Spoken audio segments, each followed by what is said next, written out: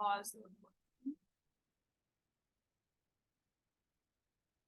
Awesome. Thank you. So before we begin, we'd like to acknowledge that Canada has a history of colonization, and because of that, land and water was taken from the original inhabitants, who were also forced away from their teachings and oppressed. Today, Indigenous people are reclaiming their voice and teaching, and we all benefit when Indigenous people are encouraged to participate in decisions for society on an equal level. We're grateful for the participation of Indigenous Midwife and IBCLC Stephanie George, who will speak next.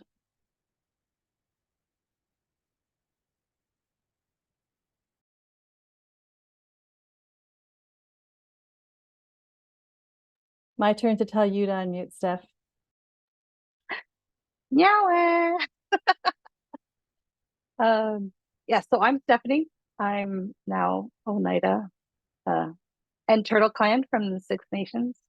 I've been involved in the in code work for a while. I was very excited and honored when SafelyFed Canada and MAC asked me to be involved in this project. Please take time to go to read the letter that I wrote, going over more of the historical issues with Indigenous people when it comes to infant feeding and family relations.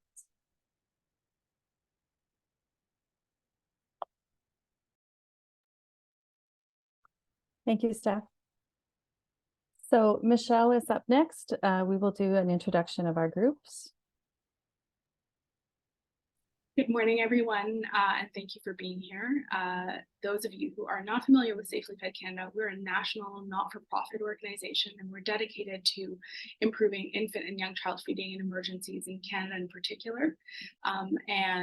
We were formed out of the response to the Fort McMurray wildfires in 2016, during which we were part of a grassroots response to meet the needs of the young families who were affected in that large evacuation. And our tie into the code is really around two pieces. One is, as a high-income country, Canada is often the source of many of the donations of breast milk substitutes that land in emergencies across the world, as well as in emergencies in our own communities. And the code really helps us to address some of the harms of that. And the second piece is around the labeling and management and marketing of breast milk substitutes, which in an emergency become particularly problematic when we have products that aren't effective, that aren't appropriate, and aren't labeled appropriately, making their way into emergencies where people have very little ability to make decisions based on what they're receiving. So a lot of what we do is really around trying to make the products better so that they're safer when we use them in an emergency. And I'll pass over to Carol to introduce the Mouvement du Québec. Welcome, everybody. And I'm here just on behalf of the Mouvement de allaitement Québec, which is an independent consultative body open to all individuals and organizations who adhere to its principles. What's important to understand about the MAC is that it was actually created in 2009 in response to a widely expressed need for networking. And it is open, as I said, to all players in the breastfeeding field, with the idea, it originally had the idea of acting as a mobilizing force for the creation of an environment that is conducive to breastfeeding. Over the years prior to this, we've known of InFact Canada, and there was a group that was specific to Quebec, which was called InFact Quebec. And in 2016, InFact Quebec basically passed the torch on to MAC after almost 20 years of promoting maternal child health for the protection of breastfeeding and encouraging better nutrition for the dyad. So in 2016, the MAC made a pledge to continue InFact Quebec's work in line with its mission. And InFact Quebec and MAC, with the joining, became a very strong voice in Quebec related to the international code, along with many other important important movements related to breastfeeding in general. So I'm often the token Anglophone within this group, and they are doing amazing work in Quebec, and I think are leaders related to the code right now across Canada. So thank you for being here. Thank you. Please go ahead, Steph. Coolly, everybody. Give you a bit more background on me. I started as a midwifery student at the Six Nations Birthing Center in 2004. I became involved in FACT Canada not long after that, maybe 4 or 5 years. I became a lactation consultant in 2011. Now, there are not enough Indigenous lactation consultants in Canada. My last count, there's only 10 of us. And my last count, I seem to be the only community member currently working on her reserve. So we need a lot more training. The issues, as I state in the letter that I encourage you to read, is that Indigenous health was taken out of our hands decades and decades ago, centuries ago, where non-Indigenous people are coming in and telling us how to feed our babies. At one point, they were telling us to feed our babies formula or we were going to be losing funding. So a lot of the traditional teachings in our communities have been lost over the years. I'm trying to bring it back. There's a lot of us, well, there's a few of us who like doing this job, and I'm grateful. I love public speaking because I get to do all this wonderful things and hang out with the good people involved in this movement. Yeah. Oh, one more thing. I have been involved in the WHO Code advocacy for a while. When them MLA, Justin Trudeau, was running for the Liberal leadership, I will say emailed his office quite a bit and got a personal appointment with him at the event. It wasn't private, but then he did tell me that he was going to be finishing his father's work in getting WHO Code legislation in Canada. He hasn't yet fulfilled his promise, so that's another reason I'm staying involved. Yeah. Well, thank you so very much, Steph. All right, next, Michelle is going to give us a bit of background for the report that we're going to release today. Go ahead, please, Michelle. Good morning. Thank you, everyone. So this is going to bring you way up just to give you a little bit of a sense of the frameworks that we work with.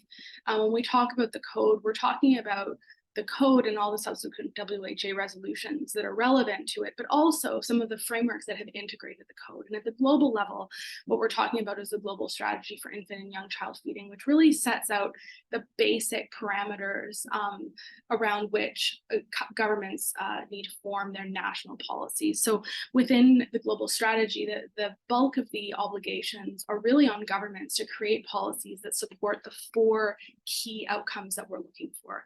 And whenever we're doing breastfeeding interventions or infant feeding programming, we're really talking about supporting those 4 pieces. And the first one of those is initiation of breastfeeding within an hour of birth.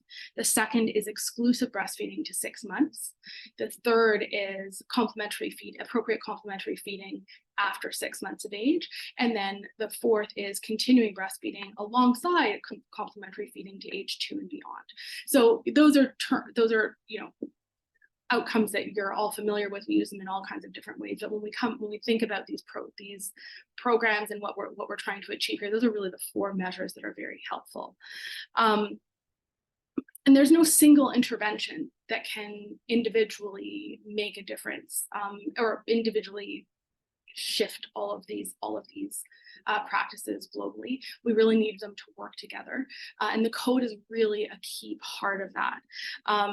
When we talk about the framework, we're talking about frameworks like the Baby Friendly Initiative, which includes the code in the first step in the hospital policies piece, but also includes things like training and appropriate teaching and as well as pieces around how we organize our teams and how we ensure that everybody on the team is supporting those practices and is prepared to do those practices and has the referral mechanisms into their community.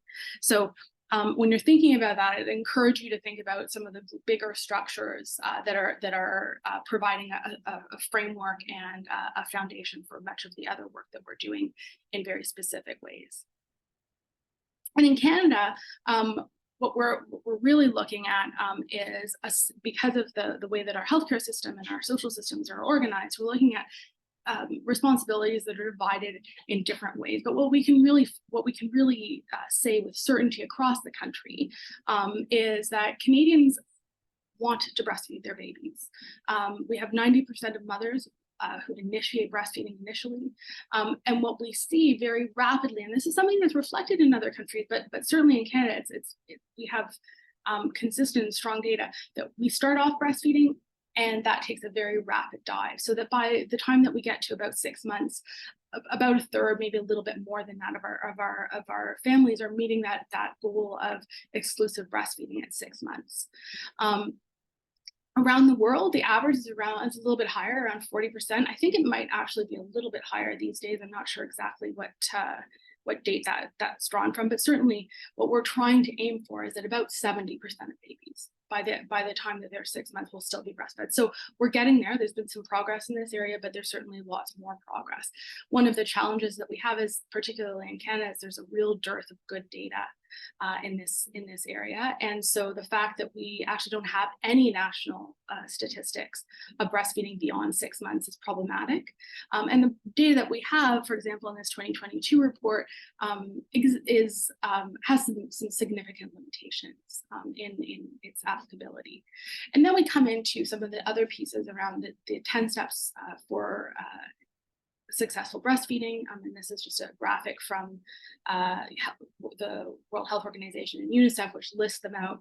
And then, of course, from a policy perspective, we have some of the guidance. And so one of the pieces of guidance that we often rely upon is that, for example, the guidelines for healthy term infant nutrition.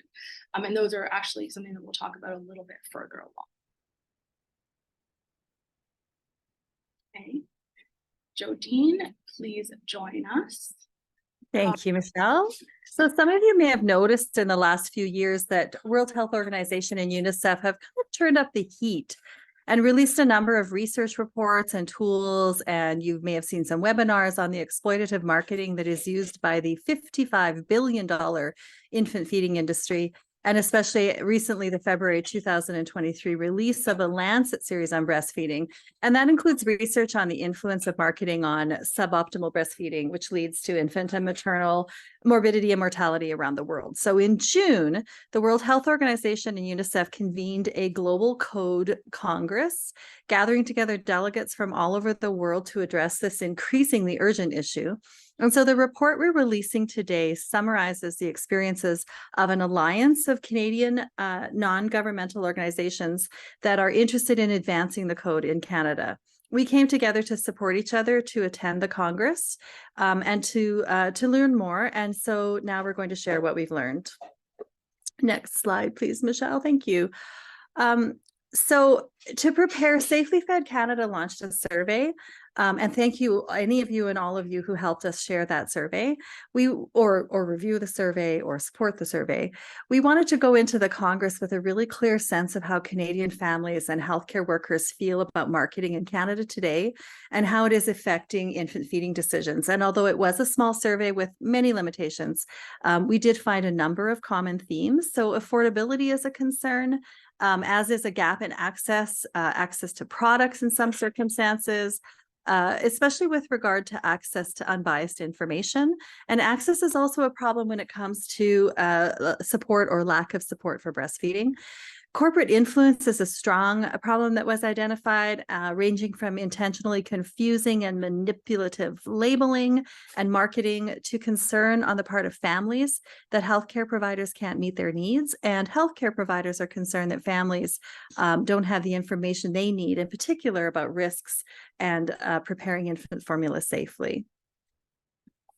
So next slide, please.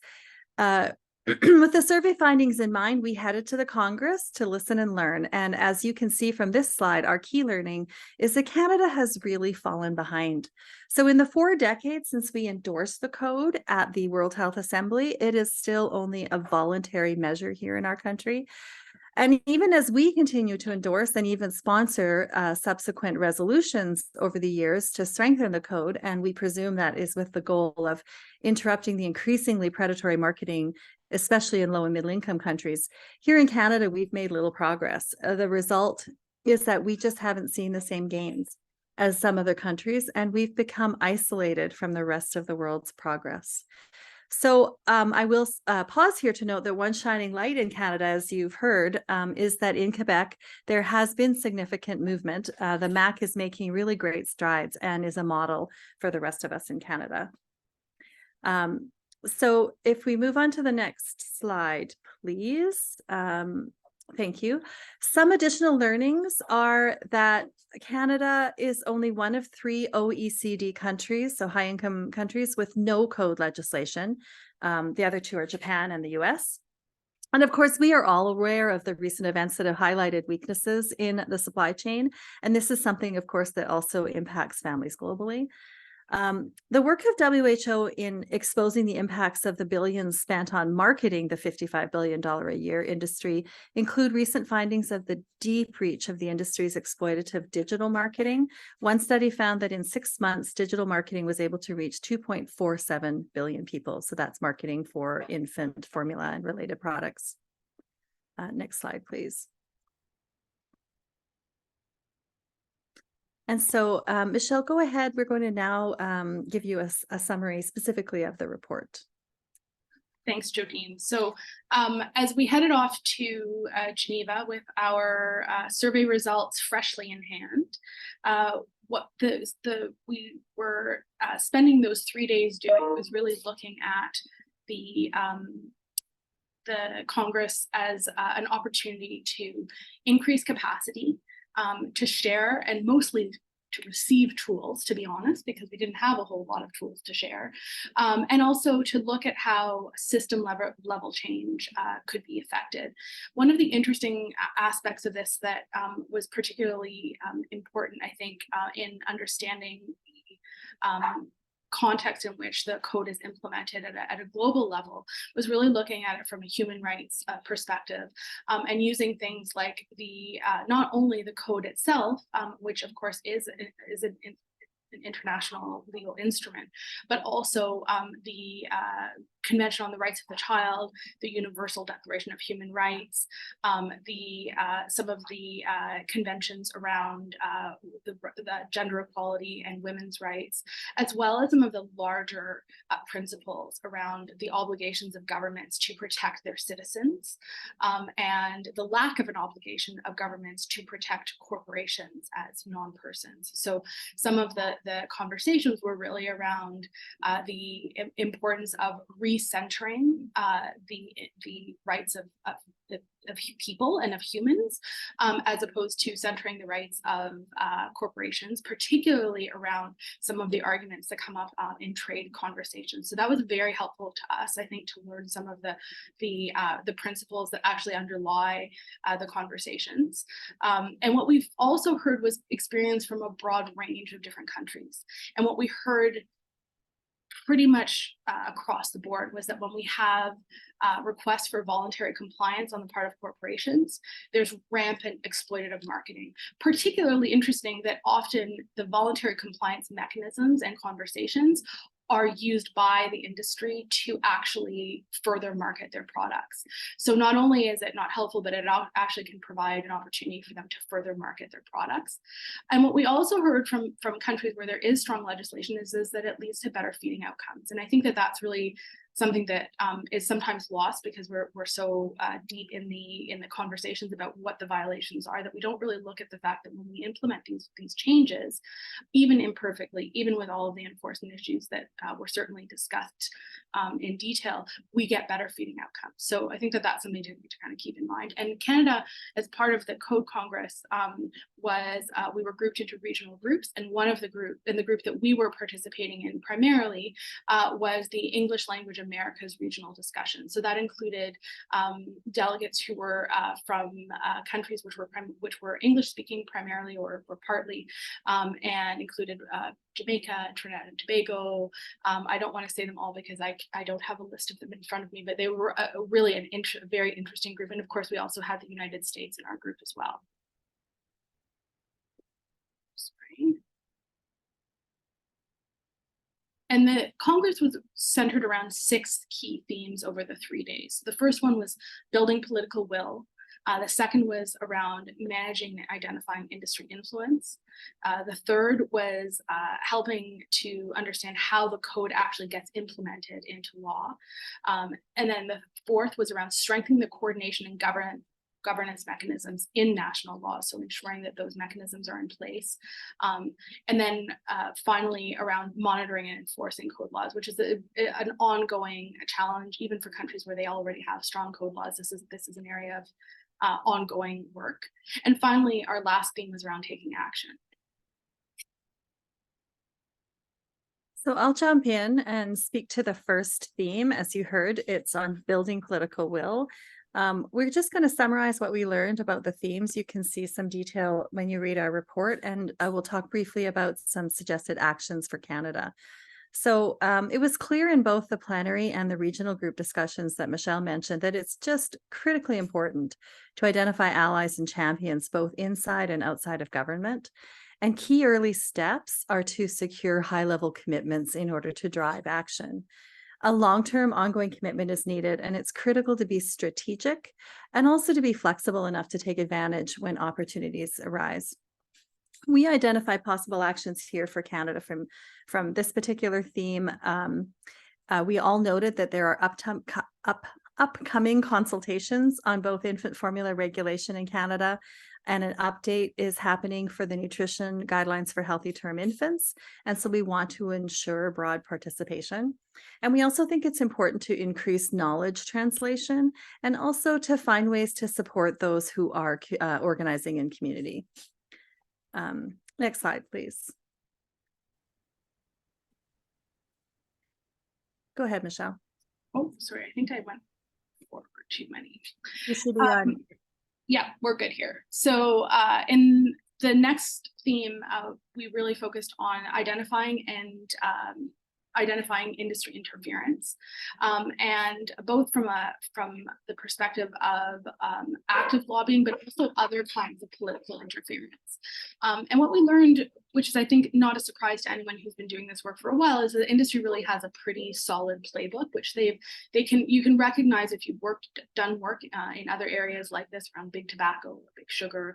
And what we found as well, and what was really highlighted, was the importance of future-proofing the regulation, because digital marketing has become a significant new problem since much of the legislation that's currently in place around the world was put into place.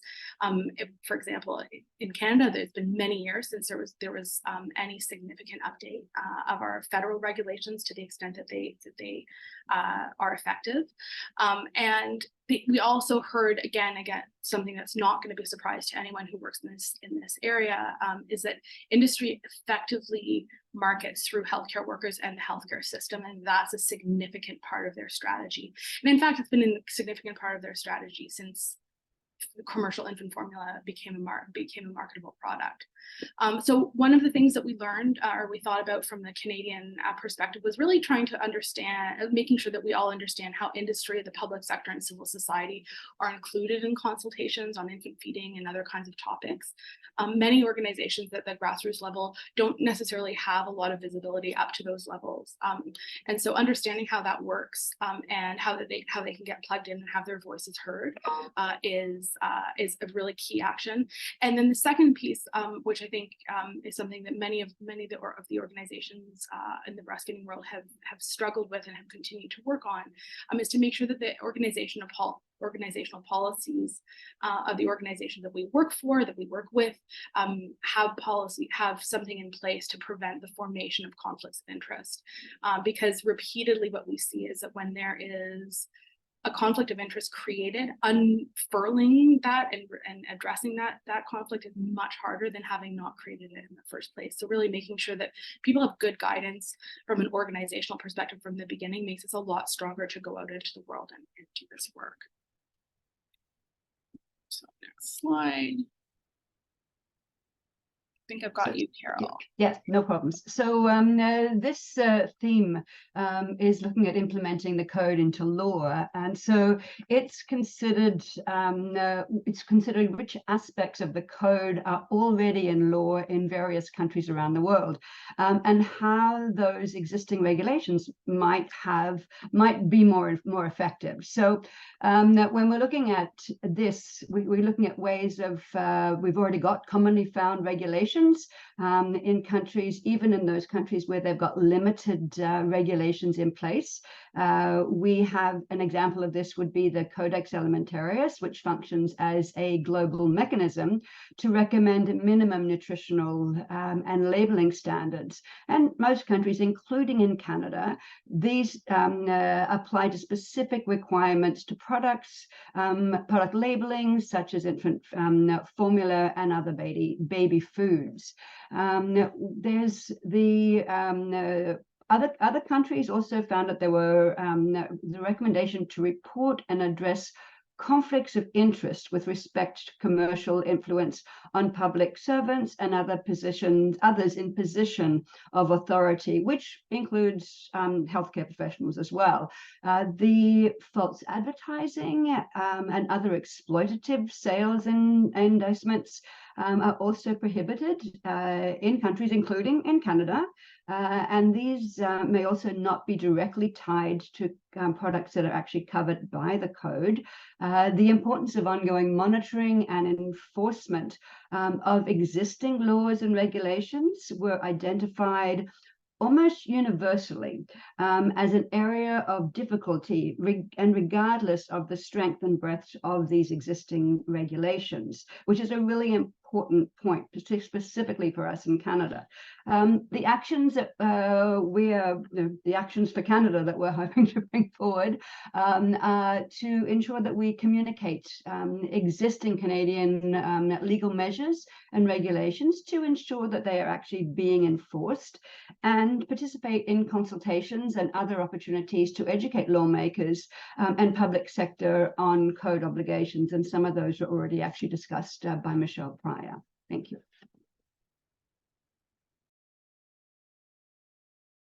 Go ahead, Stephanie. Yeah. So this one,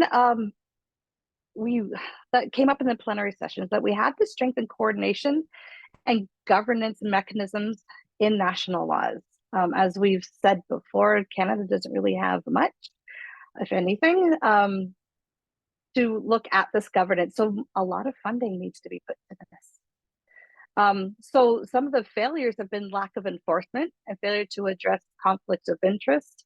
I mean, we've all been to doctors' offices that have free samples and gifts, and there's industry funded training that's still going on, as was mentioned in the chat. In the plenary sessions, speakers outlined how the progress on, or done that part. So during the regional discussion, the importance of ensuring proposed regulations include implementation and maintenance of enforcement. And funding of this enforcement was identified as a source of weakness in some existing regulations of discussion participants. The impact of conflict of interest with the healthcare system also arose again. And as Carol said, there has to be existing funding sources to help with the enforcement, and we have to make sure that industry is prohibited by the code, and that what they do has to be replaced to keep services. They have to, that's the issue with the hospitals, is that they get if they don't get the samples, like how are they going to be replaced that funding? So that also needs to be part of the discussion.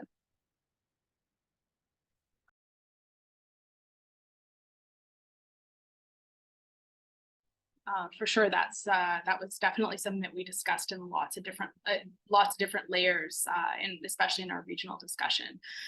So the fifth theme focused on the monitoring and enforcement of code laws, and this is something that I think was pretty universally across the board a challenge, regardless of how strong or weak a country's laws were. And part of this is because the monitoring and enforcement portion is often, from a legislative perspective, done after the legislation itself is written. It doesn't always get the same amount of attention because the hard work is done. And really what we heard, I think, repeatedly was the hard work doesn't end in this space. So even though it's an enormous process to get legislation passed and get it through all of the different hoops that it needs to get through in various countries, once that happens, you still need to have a team in place and an advocacy strategy in place to prevent those gains from being eroded. And it's often the small decisions that end up creating challenges, particularly around ensuring that the monitoring and enforcement portion is funded and that it's funded appropriately. So again, what we found was that there are a lot of mechanisms for monitoring that can be built into mechanisms that exist. So having a standalone mechanism isn't necessarily always the best way to do it. And also we heard lots from some of our colleagues around the world who are using new technologies such as AI to automate and to speed up some of the monitoring processes. We heard a great case study, for example, from Brazil on that topic. And one of the reasons why that's really important is, as Jodine mentioned at the very beginning, is that when you have such an enormous volume of digital marketing being thrown at people and also being thrown at parents in ways that are not necessarily so public because they're not billboard ads, they're individually targeted ads that come into their homes through their screens or through their television sets. That one of the big challenges is that there's just a much larger volume of data out there. So using AI is one way to really effectively do that. From a Canadian perspective, we really think it's important that we have to review how industry, public sector, and civil society are included in consultations, because the monitoring and enforcement portion of these conversations is often where industry puts a lot of pressure, and they're often very effective because of that way that it tends to come towards the end of a process. Also, again, ensuring that our own organizational policies are preventing the formation of those conflicts of interest so that we can continue to advocate freely, and support the implementation of technology-enabled monitoring. And that has to do both with funding, but also with participating in those kinds of conversations so that we capture everything that we need to capture. Thank you, Michelle. And so the final afternoon's theme was about supporting each of the country delegations to create an action plan. And it was very powerful to see all of the countries submitting their action plans at the end of the 3 days of all of our hard work. Our delegation came together and committed to the following action plan: that we will take advantage of opportunities to incorporate the code into legislation within 2 years. We will collaborate with all stakeholders on the protection and promotion and support of breastfeeding and safe infant feeding in Canada, and we will strengthen links with government champions. So how will we do all of this? Over to you, Michelle.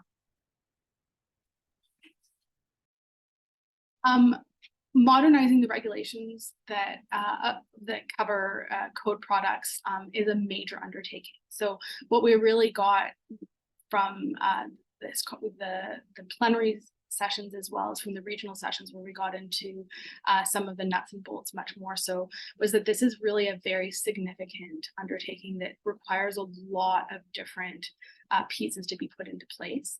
And we also understand that there is a significant risk of inappropriate influence by industry of any such process. And we've already seen that in many of the conversations that have happened over the past couple of years around the infant formula shortages and some of the changes that were made there. There's already evidence that industry is getting a much bigger seat at that table than they ought to.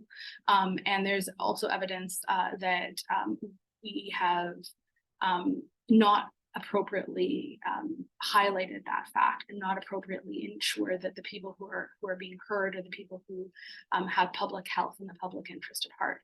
But we can do this. That was the other takeaway I think that I really came away from, and that we really have to do it, not only because Canadian infants and their families are entitled to it, but because we've made the commitment, and it's time that Canada stands by that commitment. Over decades, we keep approving and voting in favor of WHA resolutions and other instruments that integrate the code, but we just haven't done the hard stuff at home, and it's time that we do. And we're energized. I think it was a very energetic conference. It was very well run, very well organized, and it really gave, for me personally, and I think for the rest of the team that was there, a sense that we can do this because it has been done before. And we can do it because this is something that Canadians want and they need. And I think for the first time in a long time, the challenges posed by industry influence and by the narrowness of some of the breast milk substitute market in Canada has really brought this into the public consciousness in an important way. So we have a real moment, I think, in time where we can make a change, and it's time to do it. So one of the things that we discovered in the course of this work and of preparing this report is that while we have, I think all of us individually, lots of resources on the code, the number of resources on the code that are specific to the Canadian context are pretty weak, actually. So there are a couple of highlights out there. Certainly the Mouvement at Québec has an excellent website with some really, really strong resources, and they're adding to them all the time. A lot of them are in French, some of them are bilingual, but we were looking at the site last night, and actually did notice that the auto translate of the site is into English is actually quite good. So I encourage you to go to that page. Another couple of things that we found as we were looking around was oftentimes within the Baby Friendly Initiative work that's being done at the provincial level. There are some good resources, although they're not necessarily explicitly code resources. There are some resources that can be quite helpful and quite strong. So I encourage you to look at those resources at your provincial level or through your Baby Friendly provincial committee if you don't find any at your provincial level. And then finally, the Global Breastfeeding Collective, which is a collective of breastfeeding organizations globally, as part of the Congress, created a code implementation toolkit. So there's a link to it here, and there's a link to it, of course, in the report itself. And it's got lots of global resources that hopefully you'll find useful. And Jodine has also posted here a resource that she's produced for some courses, and we'll be sharing some of these resources as well. And many of these are actually in the code implementation toolkit as well. However, as you can tell, there is a dearth of these resources. And we would encourage you, if your organization has these resources that are hidden in someone's hard drive or in an internal page somewhere, I encourage you to share them in a place that can be publicly accessed for other colleagues and others. And we're happy to highlight those in our work as well. And so we encourage you, if you have any here, we're going to be moving over to the Q&A now. So you're welcome to share them in the resources in the chat, but also you can feel free to send us an email anytime with those resources too.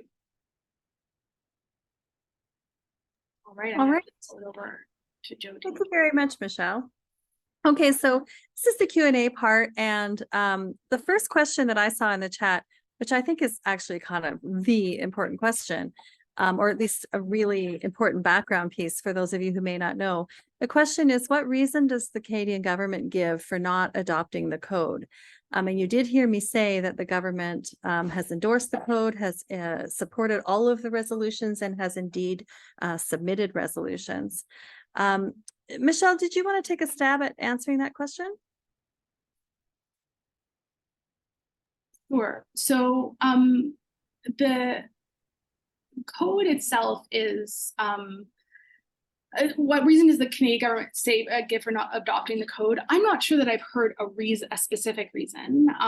The reasoning, if you look at the government documentation around, for example, the Canadian Food Inspection Agency has a page that describes the regulations in plain language around infant formula, for example, and they've taken the position that the code is a voluntary set of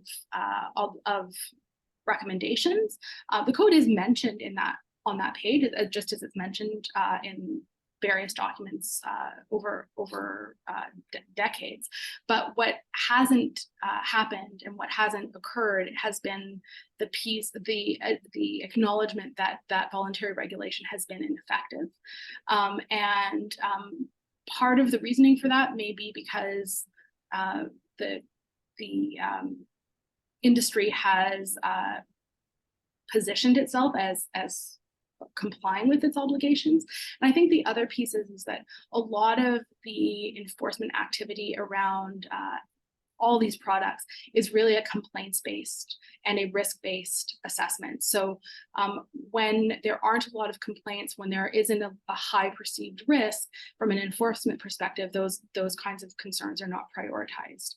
So I think part of the reasoning, or part of the way of addressing that kind of mealy-mouthed response, is by really starting to increase the visibility of those violations of the code and how they actually impact families. Yeah, thank you very much, Michelle. Steph or Carol, do you have anything else to add on that piece? Yeah, I think that this is over the years we've always heard related to trade reasonings and things like that. But I think something that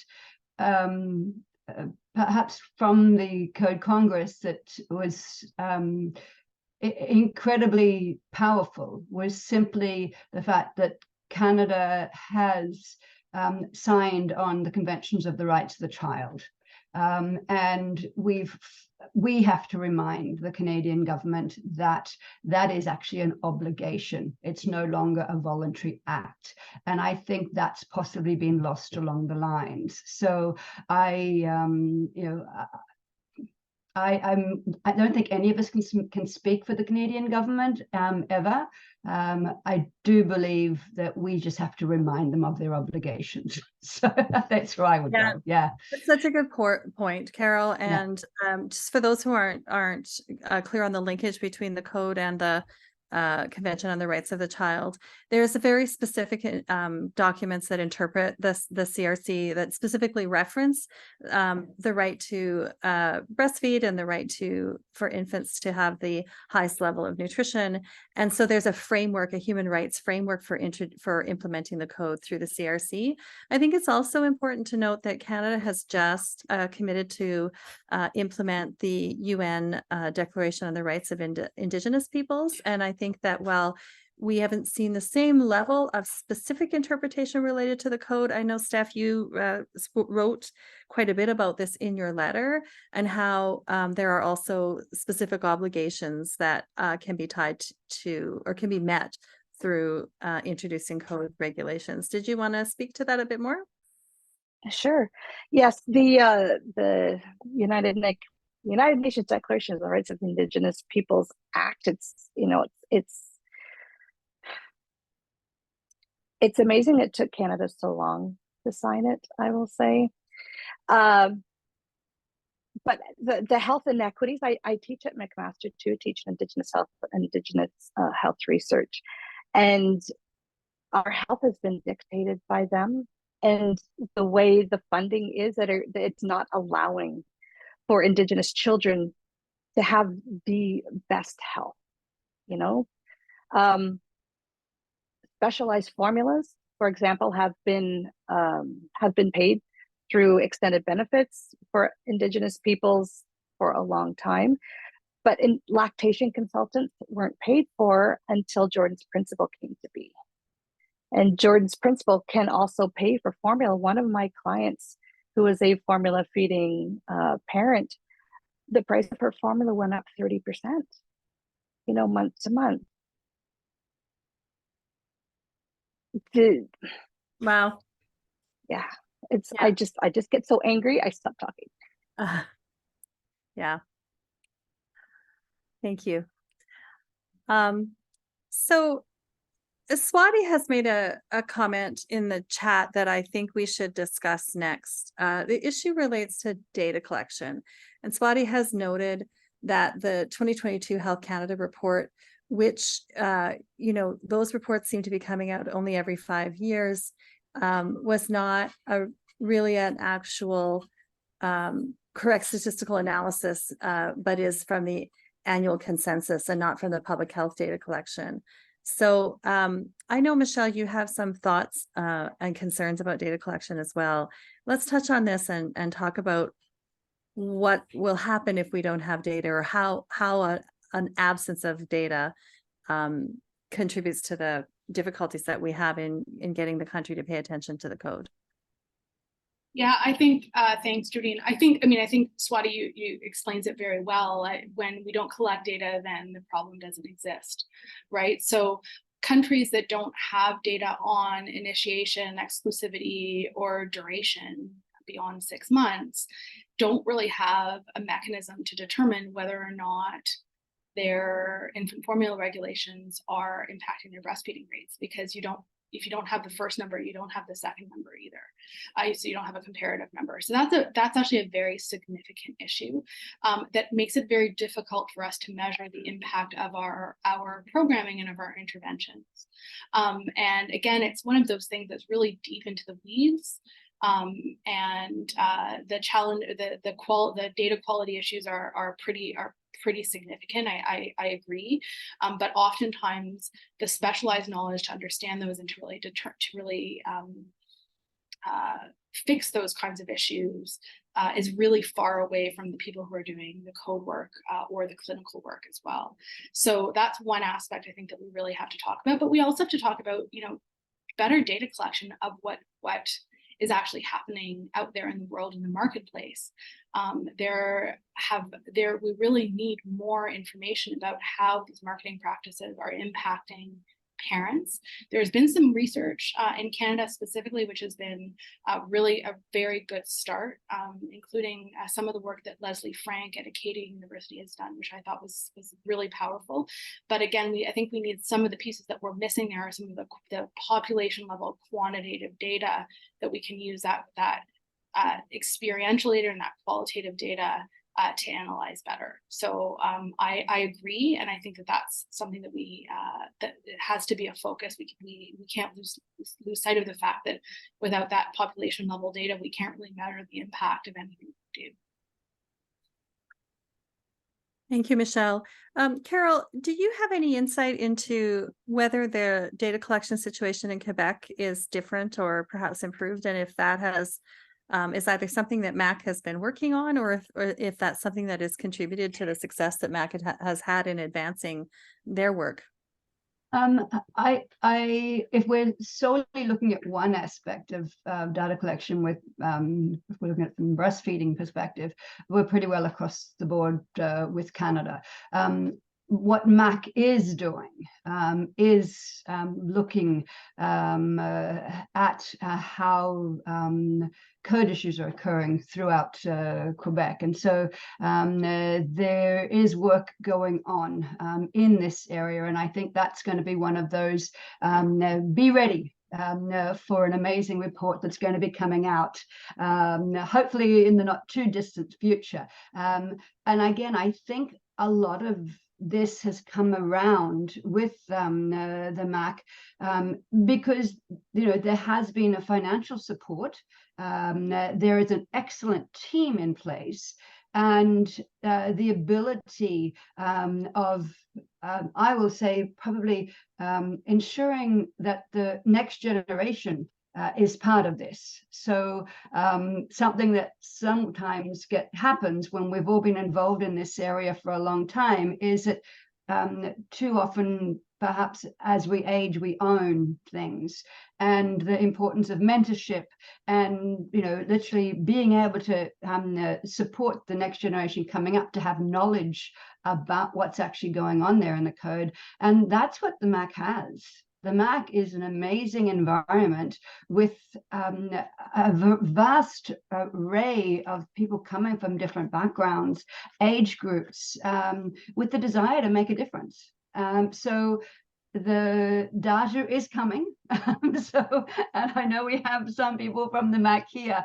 It's a really, be on the lookout for what's coming up. And I think it's going to be pretty significant. It will be Quebec specific, but the potential for the rest of Canada to perhaps follow and have this collaboration will make a huge difference of what and how we can make a difference throughout each of the provinces and throughout Canada entirely.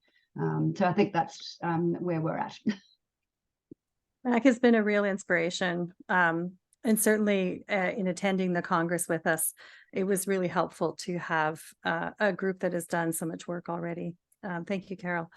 The next comment, really, but I'm going to address it, was specific to the amount of effort and energy that went into focusing on the supply chain issue, which we, of course, were impacted in Canada, not to the same degree that the impact was in the United States, but we had perceptions of shortages and we had actual shortages of some specialized products. And the comment was that we didn't really see the same level of support for breastfeeding, for chest feeding, for increasing lactation, for relactation that occurred in the US. And so I'm actually gonna speak to this because I follow this really closely. And I think that it's a real lesson for us in Canada. We, I think, tend to think that we are quite robust in terms of we have a public healthcare system, and we have a number of organizations in Canada that work to support and protect and promote breastfeeding. But actually, if you look at what happened in the US, there was a massive amount of work that went into supporting people, especially around increasing lactation. And there were a lot of groups that sprung up, very grassroots, very organized efforts to support relactation. And also there was a real upsurgence in both demand for pasteurized donor human milk from public and private milk banks in the US, but also to support milk sharing and community milk sharing, shared nursing, etc. So my observation is that I think this speaks to the additional infrastructure that exists in the United States that we just do not have here in Canada. Now, part of that has been necessary because they have such abysmal maternity leave, parental leave in the US. But, they have an entire national organization, the US, what is USBC, US Breastfeeding Committee, and each state coalition, and each state has a state coalition. Many of them are funded. And so there's an entire layer of both institutional and grassroots organizing that just is missing in Canada. So I wanted to respond to that comment by making that note that this is another area where Canada has really fallen behind, and it's not necessarily all on our government. The final question or comment that I note is going to actually lead us. Well, maybe I'll pause there because maybe a minute or two to see if anyone else on our panel wants to address that piece. And then the next place I was going to go to was the comment about talking points for members of Parliament, talking points or a toolkit. So Michelle or Steph or Carol, did you want to address either of those 2 points? I think I can pop in here. This is something that I've been doing for a number of years. While I think having a letter that we all can sign is really, really important, getting individual emails and letters into MPs offices and MLA offices and MPPs offices is really important. I'm Indigenous, data is really important, but we share stories. So when people talk about how the manipulative marketing of formula has affected their decision on what to feed, when to feed, the government needs to hear that. They need to understand why the code is important, not just that we have to do it, because they need to see the financial and health deficits that are being created with the code not being legislated in Canada. Thank you, Stephanie. Michelle, I see you have your microphone off. Go ahead. I had it on just so that I can pick up the next slide, but yes, so I agree entirely, Steph. I think that the data is one thing, but the data is translated through individual people's stories. And so that was one of the pieces in the survey that we did that for me was so powerful. The short snippets that people offered to us were some of them were very touching. Being able to share those stories with people who maybe don't consider the full breadth of the decisions that they're making, particularly when we're very far away from the clinic room or the early years center where these conversations often happen, I think is really important. So getting better at telling stories and capturing those stories and making sure that those stories get shared in contexts that are helpful, I think is going to be one of the big priorities for sure.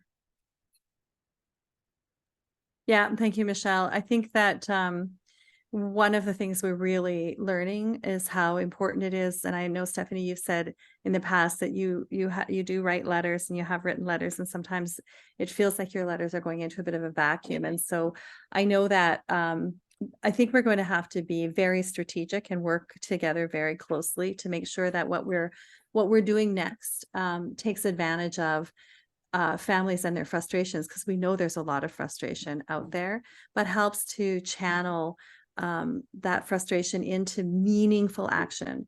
So, we often, I think, maybe make the mistake of saying, we need to address this, we need to solve this problem, but we don't support people to help them take meaningful action. And especially when it's sometimes in this area, I think the most passionate are young folks or new parents who are both extremely motivated because of their circumstances and extremely short on time, and probably also short on hands as they're nurturing and caring for their wee ones.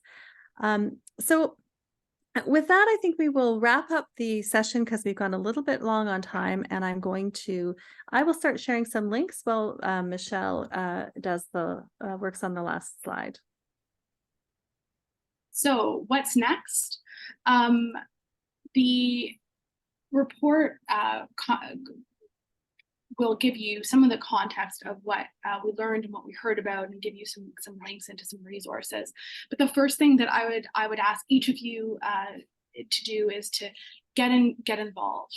So depending on where you are in the healthcare system, where you are in the country and in the world, the organization you contact might be different, but get involved with the organization that is doing code work, that could do code work if they had better support, and certainly keep in touch with SafelyFed and with Mouvement Québec, and through us with staff as well, to hear more about the work that we're doing, because oftentimes that can be a really good source of ideas or further work. You can also learn more. So the Global Breastfeeding Collective Implementation Toolkit is very user-friendly, and I encourage you to have a look there. And we'll also, each of us have resources on each of our websites around the code, and hopefully we'll be building some more Canadian resources into those pages so that you'll be able to access some things that are specific to our context. And there's also a new code course produced by UNICEF and WHO. I think it was produced in anticipation of the Global Code Congress, but it'll continue to be available. And it's a really good update of the course that UNICEF used to host on their website. Much more user-friendly, I think. And so if you did the old one or you have never done one, it's pretty quick and self-paced. So I'd encourage you to go ahead and do that. And finally, going back to what we were talking about in the last slide, is really share your stories. So I think one of the challenges that I've observed over a decade or so of being involved in this work is that there's often a hesitation to talk about breast milk substitute use. And it's almost like it's a taboo subject, so we never get the chance to talk about it because there's a fear, even between colleagues, of saying something wrong or sharing the wrong thing or not using the right terminology. So I really encourage you to be more open about what you see and what your concerns are, and tell your stories and invite others to tell your stories. So we've actually created a form on our website that you're welcome to share your stories on. There's a space where you can upload pictures. I would be curious, actually, we didn't have this planned, but I would be very curious, even by just a show of hands, how many of you have ever written to, let's say, the Canadian Food Inspection Agency or Health Canada about a violation of the code or a problem on labeling or marketing? Just if you want to just raise your hand, I'd like to see if anyone has. Of course, Carol has. Sorry, Carol. Yeah, that's interesting, right? And I think it's interesting because we all see, yeah, Jen, we'll make sure that there's a link on to the code course as well. So it's really interesting to see how many, I mean, we all see code violations if we live in the world, right? And yet very few of us have taken the time or even know how to do or how to make a complaint. And that's, I think, one of the challenges is that the process for highlighting these problems, because they're so ubiquitous, they're everywhere. Sometimes it's sort of like, how could they not know? But I think that part of the challenges is that we need to make sure that they know and that's getting heard. And so I encourage you can click on that link. We'll get you the slides after this, but and share your stories and encourage people to share their stories. And when they have a concern or they have a worry, make sure that they're submitting those complaints. Make sure that they understand where to get those. And we'll have links and some instructions on how to do that as well on the website in the coming days. But I encourage you to really kind of start thinking about those pieces particularly. Yeah, well, I think, yes, Jen just commented that sometimes people feel like they don't know, or they don't have the grounds for a complaint. But if you look at the regulations, actually there are some grounds. There are some pretty easy and pretty common grounds for complaints. So we'll make sure that we highlight that in the page also, where we'll explain how to submit a complaint as well. Thank you, Michelle. And so I've shared some links in the chat. We are over time. If you could please, Michelle, share the link to the report page, which I know has not been public until Michelle will turn it on so that we can all see the report. We will hang out here for a few more minutes if anyone has anything else they want to do or say. I know I recognize, of course, that you've all only organized yourselves for an hour to attend, so perfectly okay for you to drop off now. And thank you so much for all who have come. Thank you, Kathy, for your comment. It was good to see you here. Michelle, also you talked about that we will be putting together and making it easier for people to find or to identify where you can make complaints or make concerns. And I think that as someone who's been doing this for a number of years now, one of my observations is that many of us shared complaints with IBFEN when they had the International Code Documentation Center, and in Alberta we actually prepared a report jointly with IBFEN highlighting violations. And those avenues those mechanisms don't exist anymore. So some of it is also maybe for us in Canada to take charge ourselves of organizing and supporting people to make complaints and to find the proper authorities in Canada. And that will, I think, also help us identify gaps. If there is no place to complain to our government, then that's a really strong point to make, that this is why we need a better regulatory environment. So does anyone else have any thoughts or comments or questions that you would like to ask of us before we close today? Jodine, I was wondering if just as we just give people a little bit of a notice, things that have been interesting that are coming up in the future. I know many people might have already seen the film Milk, but that will be something that may be coming along in the future across Canada. So I just thought I'd throw it, I don't know if it's there, and the idea of people's interest in code training even. I think that might be of interest to have some ideas if people are interested out there. Absolutely. Thank you, Carol, for reminding us.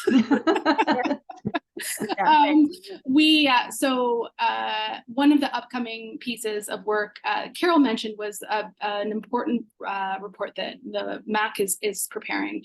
On the SafelyFed side, we are about to announce, so the ones of you who are in this room are the first ones to hear it, a series of film screenings with attached workshops across the country, starting probably end of September through November of this year. So we're really excited to be working with Noemi Weiss again, who's the director of the film, and her interest in making that turning that into an educational tool for social change. So our workshop will be attached to that. It'll include a public workshop and a professional workshop. And we'll be talking about emergencies, so personal preparedness as well as community preparedness. And we'll be talking about breast milk substitute and the code, and less the clinical side of that stuff and more the consumer piece. And so in the coming couple of weeks, you should hear that. If you have an organization that might be interested in hosting a screening, feel free to reach out to us. And of course, anytime that you have something in your community and you're going to be attending, let us know that you were here, and we'll make sure that your organization gets an invite as well. Yeah, thank you, Michelle. And Jennifer Welch has her hand up. Go ahead, Jen. Hi. So firstly, thank you to the four of you for this amazing information session today. It gives me hope, something that I haven't seen in Canada in terms of the code for a long time now. So I'm excited about that. I'm wondering, what are the options for funding? Because this work, I mean, this is really labor intensive, right?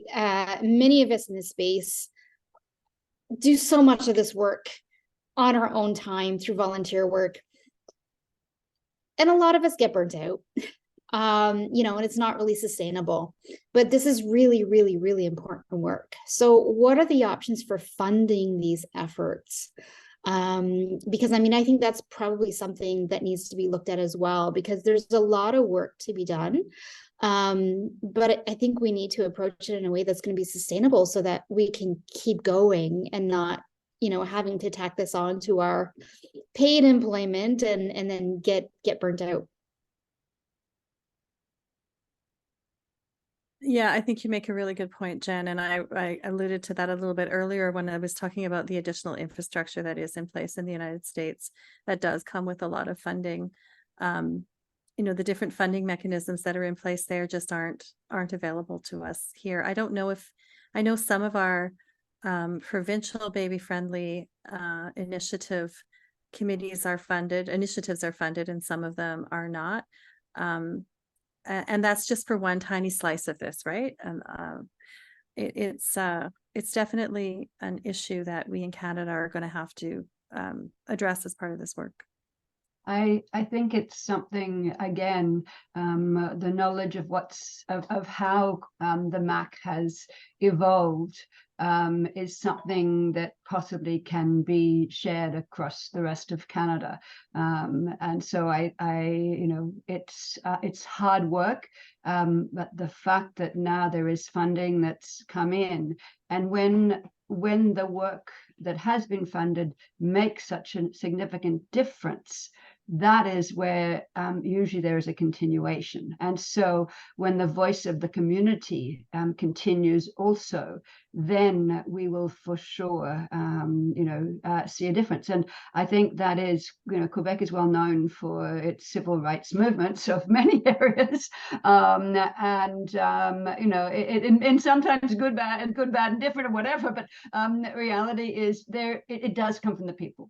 And when we want to change, it comes from the people. So, the fire's been lit. Let's share this across Canada. And, I think as we join provincially all around, the expansion will occur. And I think, it started in Quebec. And the wave will continue. And so sharing and gaining that knowledge will be really important.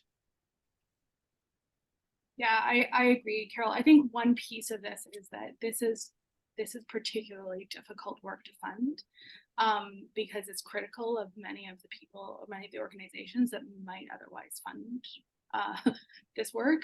So that's always a challenge piece. And the other aspect really is around finding funding that doesn't have attached conflicts to it. So not just code conflicts necessarily, but broader conflicts of interest. So it's a challenge. I mean, it's always tough.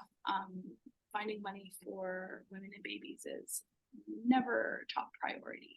So that's one of the pieces I think that we're going to spend a lot of time in our quiet days once we're done with this to kind of focus on.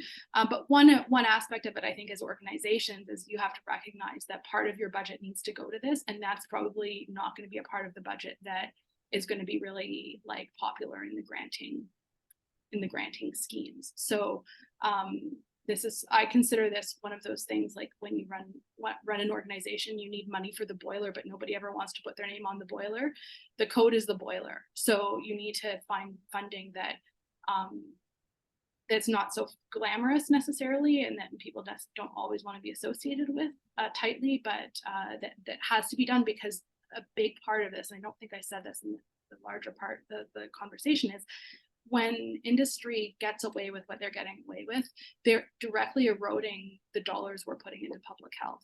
So we're pouring money in this end, and it's coming out the other end, and often out of the pockets directly of parents and healthcare providers on top of that. So I think that's a helpful way to think about it, but it doesn't necessarily make the grant applications any easier to get approved. Yeah, that's so true. Just noting Swati's comment in the chat, wanting to see more on climate change related discussions. I think that it's become apparent to all of us, it was certainly a theme at the Global Code Congress as well, that there's a lot more attention being paid to the impact of climate-induced emergencies and disasters. And I think that we will not, I don't think that we will succeed if we don't find our way out of the fairly narrow silo that we're in right now in the infant and maternal health or perinatal supports world. And so I think that that's really important for us to think about that. So I did say before that, I see how many of you have stayed on the call. We are now 15 minutes over, so we're going to wrap up, and thank you again for coming. We really appreciate your support and your enthusiasm. Michelle, are you going to please share the link to the report in the chat so that people can get it before they go? Did, but I'll do it again so that you have. All right, perfect. And it will be on our website as well. It'll just give us a moment to turn it on. And we invite all of you to please head over to our website and to reach out directly to any of the organizations represented here. If you have any questions, concerns, ideas, you will see a lot of activity upcoming as we move through this film series, but MAC is also going to be very active. I know that there's a lot of opportunity for movement right now, and so please do stay tuned. Thank you all very much for coming.